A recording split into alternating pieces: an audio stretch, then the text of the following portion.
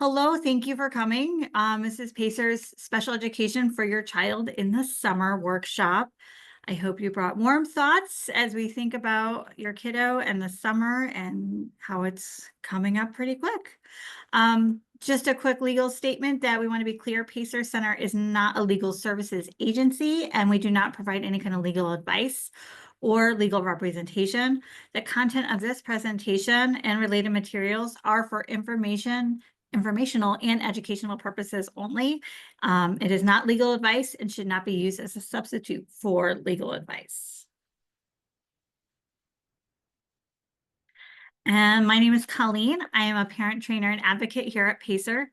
I have 3 children, 2 of whom have disabilities, and they have been on IEP since they were about 3.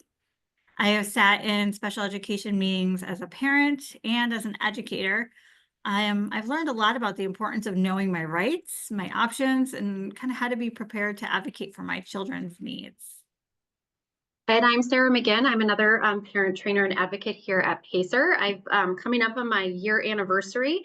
Prior to that time, I worked as a special education para in elementary as well as preschool. I have 3 teenage/young adult boys of my own, and one of them I had a really difficult time navigating the school system and supports for him. So that's kind of why I came to Pacer to work with other parents to help them through that process.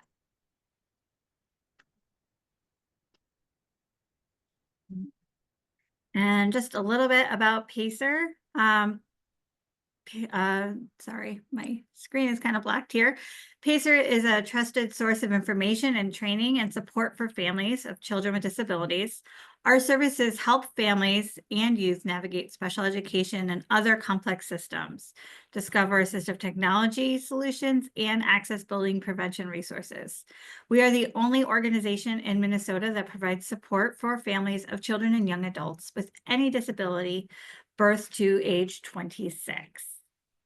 And just another note, Pacer is Minnesota's Parent Training and Information Center. So our information today is very specific to Minnesota. So if you are out of state, I encourage you to contact your local PTI. You can find the information from Google, or if you contact our main office, we can get you that information as well. But today's presentation is very much Minnesota specific. So if you are somewhere else and if it's nice and warm where you are, I encourage you to reach out to your actual state PTI.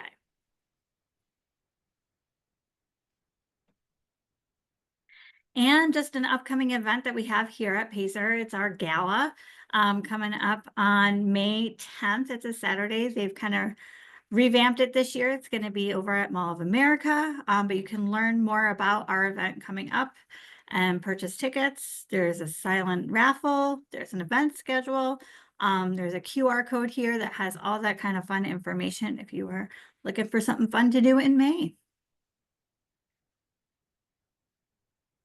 Okay. All right, so I'm going to take over and talk about kind of the meat and potatoes of our conversation today. We are going to be covering some of those topics that families might be thinking about in the summer. We're going to be talking about extended school year, summer school, targeted services, transitions into the new year. So that's from building to building, and other community resources that you're using. A couple times through the presentation, we'll stop and just see if there's any questions. So in your presentation, there's a Q&A box. So I encourage you, if anything comes up that's relevant to our conversation today, specifically, if there's any of these, those summer topics that I just mentioned, feel free to pop a question in there and we will take some time to answer those live today. If you have anything that's more specific about your child or a specific question, I encourage you to call Pacer Center to speak directly to an advocate to talk through that situation. Colleen has a slide up here, which is the kind of just an overview of the content of the IEP. So one of the resources that we're sharing with you in our resource page as part of the email is Minnesota's Guide to the IEP. This is a really comprehensive resource that we often share with parents. And one of the things it contains in there is what is in that IEP. And so you can see listed on the slide here, you know, it doesn't matter what district you're in. Sometimes they use different formats, but these are all required areas that need to be included in that IEP. And one of those areas is ESY, which we will talk about today. Oh, there it is. Sorry. One more click. So fancy. So ESY stands for Extended School Year. All right, we're ready for the next slide. All right, there are two other ways besides ESY that children might learn over the summer. One of those is summer school. Summer school is not a requirement, although many districts do offer summer school programs. Some are for fun and enrichment, as you can see in this slide, and others are to support students who may need additional help. It's important to look at the funding for summer school programs. Oftentimes they are not run through the school itself, but through community education. So that can be helpful for you to understand what kind of supports are available and that the program itself is willing to provide. In general, they're following that Americans with Disabilities Act as far as access, but if the school has to materially alter the program, they might not be able to support a student with a disability in order to participate. Targeted services are a little bit different. They are a form of intervention or prevention programming for at-risk students. It's designed to supplement the general education program, and students may qualify for a variety of reasons. Targeted services are state-funded. Programs and school support teams typically make a decision to offer this invitation-only program to children. Based on or being on an IEP does not automatically mean that you may be eligible. But if you do have concerns, you think that your child would benefit from these programs, you can feel free to reach out to your local district office to discuss what those services could look like. The next thing that we're going to talk about is ESY. So this screen is showing you in one of our more common IEP forms what that section would look like. It's called Extended School Year, but that acronym is ESY. ESY is not the same as summer school. We will discuss that and other options in a little bit for what that type of programming can look like. Extended School Year is a section of the IEP and is provided to a student during a break in the normal school year. This could be long breaks such as summer break, winter or spring breaks. The IEP team must discuss ESY eligibility and services at each annual IEP team meeting. If the student is eligible for services, that information must be written into the IEP and provided at no cost to parents. Districts may have their own flowcharts or checklists that they use to make that decision. However, they cannot limit services to children with only certain challenges. They cannot decide that they are only serving children with specific learning disability, for example, and that they are not providing speech services. The decision for ESY is based on the unique needs of each child. Extended school year is not a chance to get ahead or make extra progress. Instead, there must be data that shows that a child needs those services to receive their free and appropriate public education, which is often called FAPE. To qualify for ESY, there are 3 gates that the team must look at in making that decision. So the first one here that Colleen clicked on was level of performance. So this first gate is based on the child's goals and their progress towards those goals. In some ways, the IEP is a hypothesis in ways to what services a child needs, and the child and that they're able to meet and agreed upon by the team for those goals that are created and achievable in the next 12-month period. The IEP team discusses whether the child has unique needs or will not be able to make adequate progress towards their goals without these extended services. The goal is to be sure that the child is receiving their free and appropriate public education. It is possible that the child might need these extended services for one goal, but maybe not the other. The next gate that can open the door to ESY looks at whether there is significant regression or of a skill or knowledge from the student's level of performance on an annual goal. In other words, will your child lose those important skills without some continued support over those extended breaks? And will it take longer for them to regain or to recoup those lost skills than a typical child. The last gate that we're going to look at is the ability to attain and maintain self-sufficiency skills. This means looking at those basic self-help skills that are necessary for a student to achieve reasonable degree of those personal independent skills as identified in the annual IEP goals for a student requiring that functional curriculum. So we often think of academic curriculum, but this is more that functional curriculum. Skills may include physical self-care tasks like toileting, feeding or dressing, impulse control, communication, or the development of stable relationships. Functional academic competency, including basic reading, writing, and math skills, may also be looked at. The discussion is often based on the importance of these skills in the student's annual goals, the student's age and level of development, as well as the timeliness for teaching each skill. As you saw earlier, there is a couple check boxes that are important for families to be familiar with and understand in that IEP. ESY is called, again, extended school year. And that question asks, are those extended school year services required for this student? The answer is based on that previous slide and the information. ESY services are not provided as a way to catch up or gain more skills. When a decision is made that they will need those services in order to receive BAPE, then that yes box is checked. And the outline of what those services can then be added to the IEP, so we know what the parent knows what to expect and what they look like. If together the team decides that ESY is not needed, then the no box is checked and no ESY services are developed or delivered. But what about that last box that says more data needed? Remember that IEPs are not written every year at the same time for every family. That would be a little insane for the case managers and a little overwhelming. So part of that process during that annual meeting is to kind of talk through whether those services are provided. And sometimes they just don't have enough information based on the timing of that meeting. So that other box can be checked that maybe or more data needed so that they'll take into consideration that progress or, looking at the child throughout that school year and reconnecting to see whether or not to make that yes or no decision at the end. It's important to remember that you have the right to ask for a meeting at any time.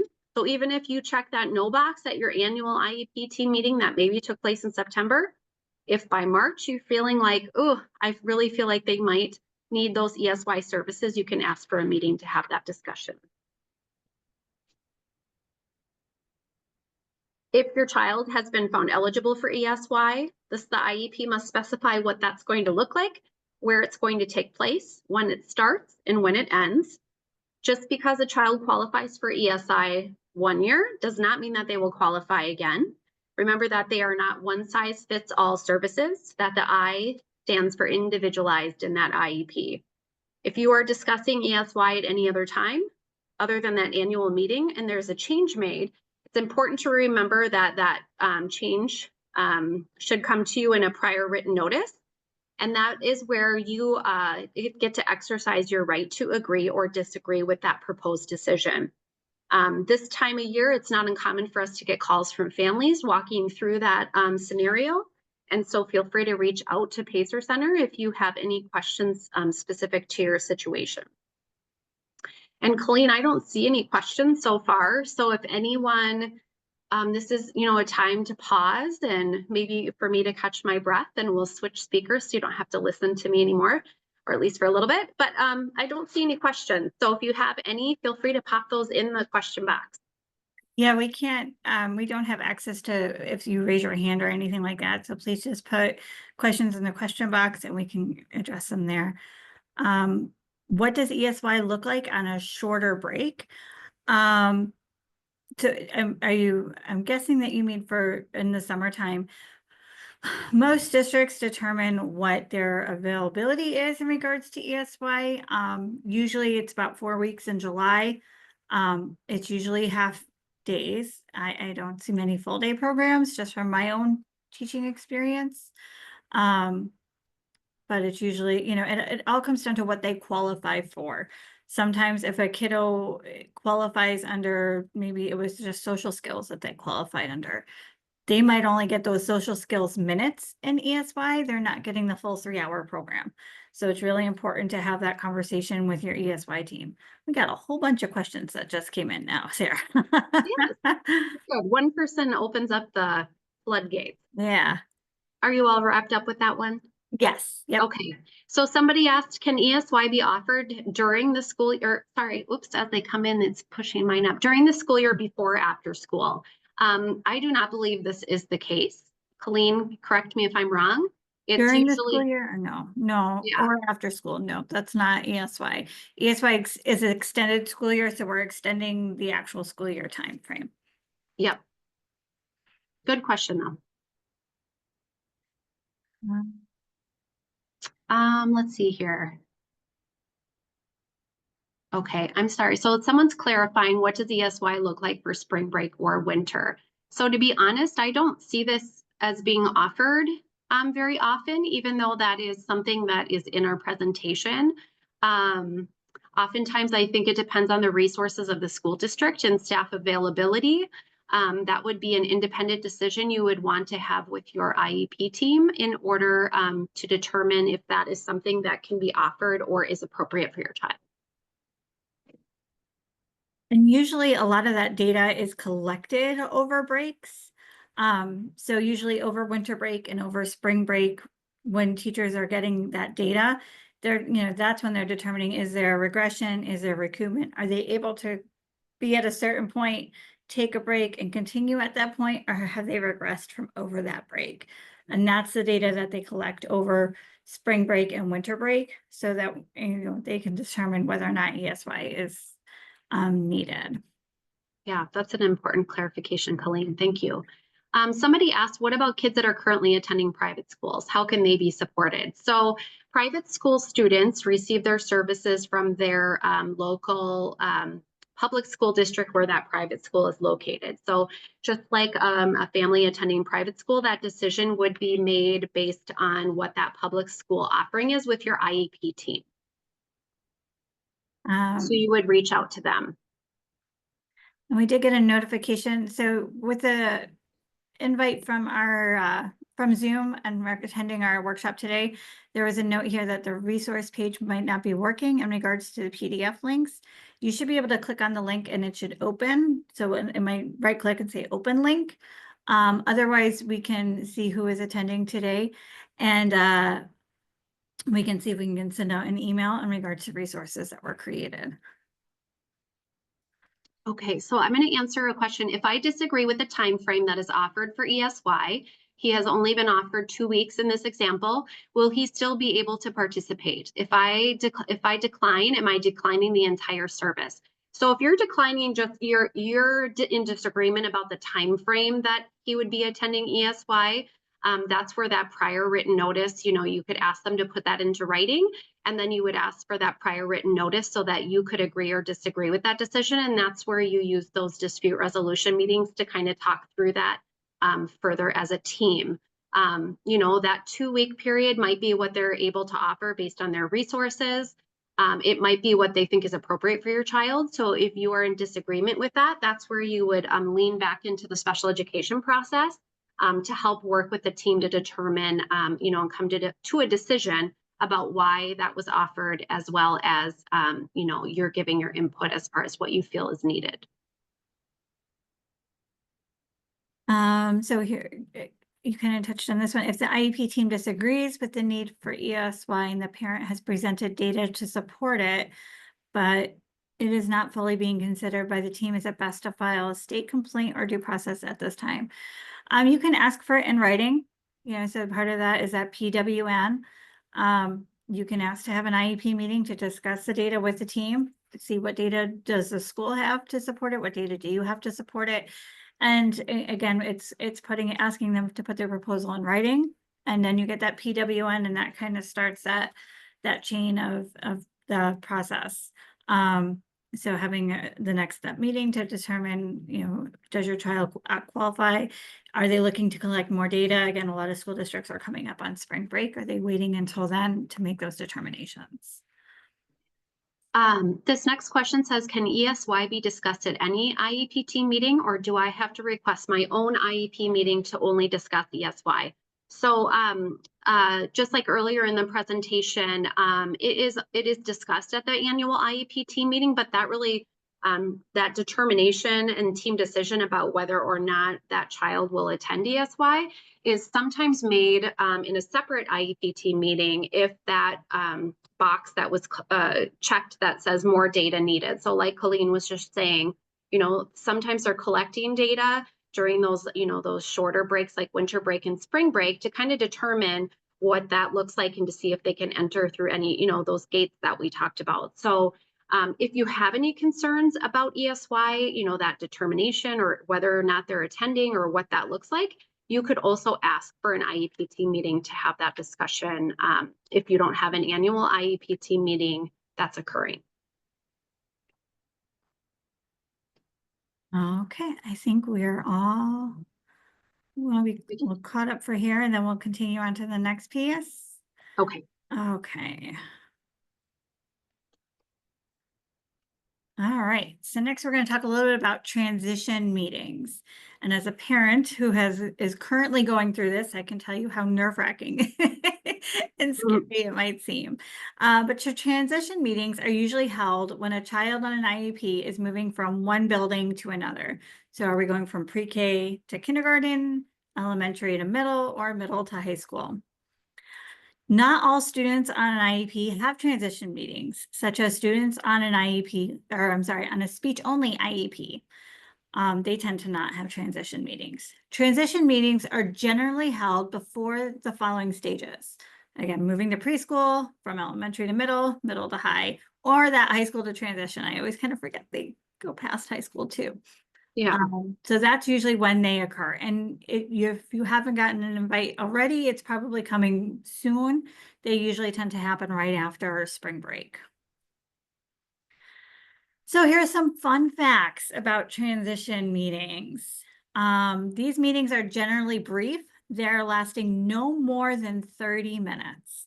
Their purpose is to provide the current IEP case manager with an opportunity to share insights about your child, highlighting strengths and challenges, and offer guidance for the incoming team to consider when updating the IEP. For example, a preschooler who attends their class 3 days a week for 3 hours may need an increase in special education support, and the IEP should reflect that change as 5 days a week for 6 hours, right? So we're talking about 2 different schedules. The transition meeting is not an annual IEP, and therefore it is a meeting where all IET members would be present. So, it really is about your case manager sharing what they know and kind of transitioning it into this next cookie cutter mold of middle school and high school. It's not an appropriate time to discuss progress that has been made, but instead the best ways to support your child with a transition to a new building. It is important to note that the team you meet with from the incoming school may not necessarily be your team for the new building. These are staff that are available that kind of think of it as like an intake. It's usually, again, like preschool to kindergarten, it's a kindergarten teacher, maybe a couple of people from special education, and they're just gathering that data to find out what does this kiddo need when they come to our school. That's kind of how those meetings work. So how can you be prepared for the fastest 30-minute meeting of your life for these transition meetings? As a parent or guardian of a child with a disability receiving special education support, your role in the transition meeting is essential and valuable. You are the expert on your child and can provide valuable guidance to the team on building a strong relationship and understanding your child better. Remember, transition meetings tend to be no more than 30 minutes, so it is important to have your questions ready to go. Transition meetings are often scheduled back to back with other families, leaving little room for extended discussions. To make the most of the meeting, it's important to review your child's current special education evaluation and IEP ahead of time. These 2 documents are the most important and lay out what your child's educational needs are and how the IEP is supporting those needs, whether by minutes or with a service provider, goals, modifications, or accommodations. It is important to know what your child's IEP plan looks like so that you can make sure it is being carried out in the new location with fidelity. As the expert on your child, you, the parent, have valuable information to share with the people who interact with your child during the school day.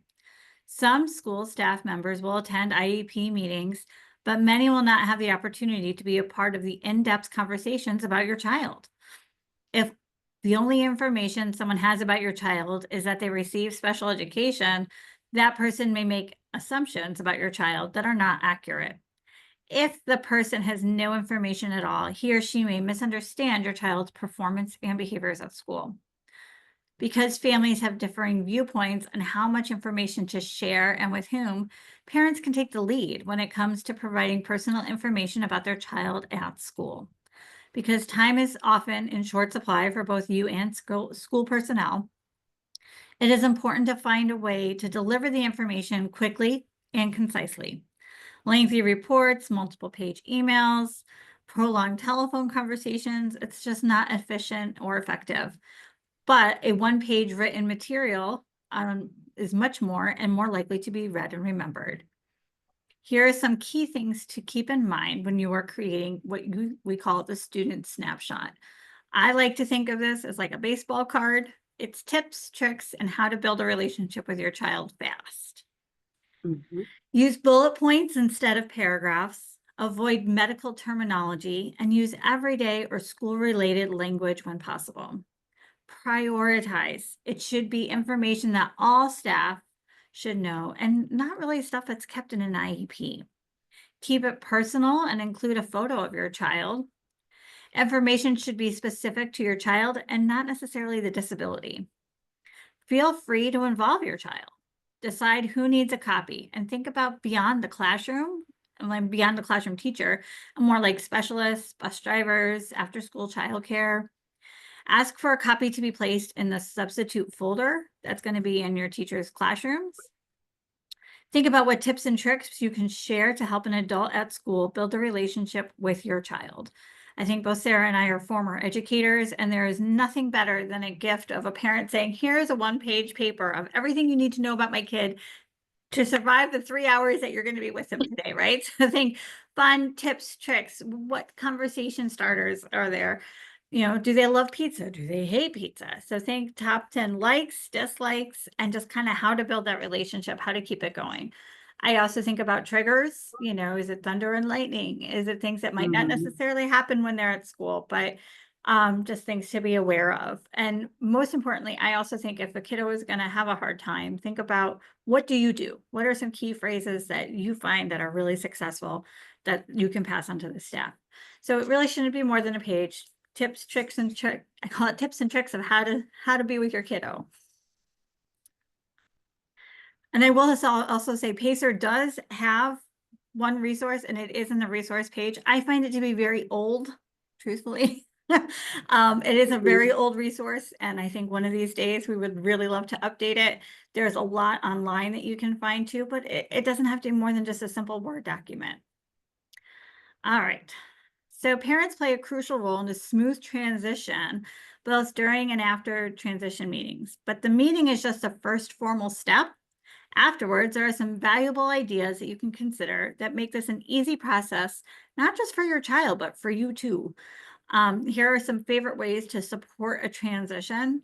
So kind of thinking, and this is more of like that preschool through elementary age. That's kind of what I was thinking about is, you know, touring the new school. Can you take some pictures or videos while you're there? So that way you always have access to your phone. June, July, August, you're able to pull it up and say, hey, look, do you remember when we played on the, on the playground? Or do you remember how many books we saw in the library? You can complete the snapshot. There's some fun facts that will help build that relationship with your child. Play on the playground, find the fastest slide, best swing. Don't wait until the last week in August to talk about that change. Talk about it all summer. Oh, sorry. See, I told you, Sarah, I hit the button on my mouth. Right? I knew I was going to do that. Ask the incoming team for a social story or videos or photos. Create a scavenger hunt. fun things to do. Even, if your school is closed for the summer, you can still do stuff outside. Walk around. My son loves counting how many doors are on each school. And all of them have a little number up top, and that's always a fun little thing to do. All right, let's see. Did I miss anything on here? I don't think so. But again, these are just some fun ideas, and I was thinking more of that elementary age. This one is for older students. So middle school and high school tend to have lockers with locks, which brought a whole new leveling of anxiety, I know, in our house. So what's a good plan for your child on learning locks and how to use a lock? If they can't use that, what can the school do to help accommodate that? Usually it's switching to a key. But what other opportunities do they have for you? Helping your kiddos stay organized. Again, that middle school to high school transition, that could be a hot mess for some kiddos. You went from one little classroom where you're there most of the day to 6 to 8 other classrooms in a rotating schedule. So, figure out ways to help them stay organized. What's a good method for them to juggle all their classes and folders? What is the school start time and dismissal time? How does that fit into your family and daily routine? I was just explaining to Sarah that next year I will have 3 different children in 3 different buildings. So and 3 different bus times. So that's going to be great. So kind of getting, start prepping now for those kind of changes. Learning the schedule, remembering the teachers, navigating the building, passing time. How do you get to one place or another in 4 minutes and use the bathroom? That's kind of all big stuff. And again, start talking about it now so that you understand your kiddos' feelings, because schools can be accommodating. You can come in and tour. You can't, not when other students are there. But there are other things that incoming school can provide if you just let them know kind of where you're at. And what other resources are out there? So kind of switching that lens from transition to happy summer. So besides ESY and targeted services, another thing that's out there is your community. What community resources are available to you during the summer? Here are kind of some bigger ones on our PACER website. We do have a list of inclusive activities that list it's all of Minnesota that is on that page. So keep in mind, we do serve all of Minnesota. So that information is on there. Community education, you can reach out to them, find out what their policy is in regards to a kiddo who might need inclusive support. And what does that look like? But community education offers, usually classes during the summer. But again, reach out and find out what their policy is so you understand what they can do. Local parks and recreation. I know us personally, we've had a lot of success with our local park and recreation and inclusive support, but you can look at your town, neighboring towns, because they offer like non-resident opportunities. But see what's out there for you. They offer, again, a lot of inclusive programs, and usually in the beginning of their catalog, it does state what their inclusive policy is and what that looks like. And usually they just need like a 2-week heads up and they might be able to do that. So anyway, all of that information is on there. And if you look at our PACER website, there is a link that goes right to inclusive activities, and it lists, it kind of breaks it down by sorts of fun things: horseback riding, summer camps, inclusive recreation, and that's all on there. All right, and we are back to questions. If you want to throw your questions in the box, we can take a peek and see what we have here. Okay, so I have a person that didn't really ask a question, but something important to talk about is that when you're having those IEP team meetings, I'll kind of phrase it as a question. So is a parent able to bring other people to support them and advocate for ESY services for their child during an IEP team meeting? So at an IEP team meeting, parents are they have the right to bring someone with that may have extra, input or expertise on their child. And so it's just really helpful to that team to let them know and alert them that that person is coming. And so if you feel like that person is there, could provide more input and information about that ESY question that's on the IEP, just know that if you let them know that you can bring someone with you to support you. Kind of going back to the snapshot, someone said you can have parents find out what their child's questions are and what do they want their new teacher to know about them. I really like that. I always like putting it through the kiddos um lens. Sometimes they don't know these transition meetings are occurring. Sometimes it's just for the grown-ups to kind of get on the same page and calm everybody's anxiety of what next year is going to look like. So just remember that whoever you do meet with for your transition meeting, it is not a guarantee that that's who you will have. It's just that it's the teacher who was assigned for transition meetings that day. So I know for our school, for example, we have 4 kindergarten teachers, but only one of them came to that meeting. Well, she's not getting all of those new special ed kiddos, but she is the one who was assigned to kind of gather that information. So just know that there is no guarantee that just because that's who you're meeting with, that's who your child has. But it's, again, someone that you'll have access to that will have that kindergarten perspective. This next question says, do you have an example of a template of a snapshot resource? So like Colleen was saying, ours has been in existence on the Pacer website for a really long time. However, I have seen families share their own snapshot with me. And you can look and just do a simple Google search for like even if student snapshot isn't the search word that you're using, but you could prompt a question of how do I introduce my child in a one pager, to my school team. There's a lot of, Word has a lot of designer templates that you could sort through. Canva is another free graphic design type of thing that allows you to pick a template and insert a picture and insert some things. So, once you kind of understand what can go in there and what's important, there are a lot of different opportunities online and free resources for creating that. And they can be as simple, you can even just create a Word document. You can handwrite it out. I worked for preschool and we made a little handwritten snapshot with the student's image in the corner and handwritten notes for each thing, and just share that with them. So it can be however formal or informal, you want it to be. Let's see. So can I ask for a transition meeting to be separate from an IEP? Yes, you can, because that transition meeting is so important. I think you want those 20 minutes to be dedicated to 20 to 30 minutes, sorry, dedicated to your transition plan. So you have a couple options you can ask for. Usually it is separate because your regular IEP meeting tends to be about 40 minutes to an hour. And that's when you're talking about progress, you're talking about updating goals, you're talking about current services and supports. So technically those kind of should be 2 separate things, and you definitely have the right to ask and say, you know what, I think this needs to be 2 separate meetings. Can we do that, please? Okay. Hopefully I'm answering a different question. It kind of sounded similar as I was listening and reading my own question here. But this person, attendee, says we might be switching to private school next year. We aren't sure yet, but would like to get our special ed team's thoughts about this change. Should we bring that up at an IEP meeting, or should we request a specific transition meeting? So transition meetings are very specific to building to building, for lack of a better word, like, that student is just moving from one building to the next.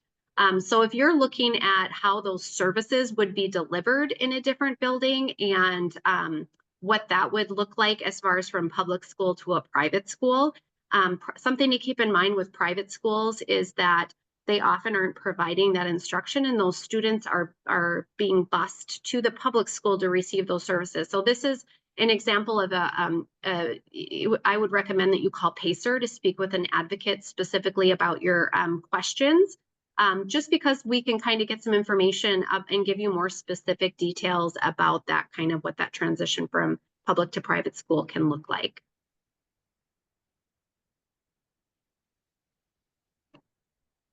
I don't know if you had anything to elaborate on that, Colleen, but No, I don't think so. I think, again, it's so funny to have to start thinking about summer now. A lot of camp registrations are already full.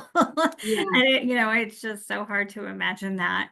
So no, I don't think I have anything to add other than, hang in there. June is Yeah. coming and we will get there, I promise. It's just going to take a little bit of time. And again, if you have very specific questions, I encourage you to contact Pacer. When you contact either our main line or you email in, please be specific as to your child's age and disability, as it kind of helps the advocate who gets that call. Mhm. Because we all kind of tend to work with different ages based on Yeah. our own kiddos.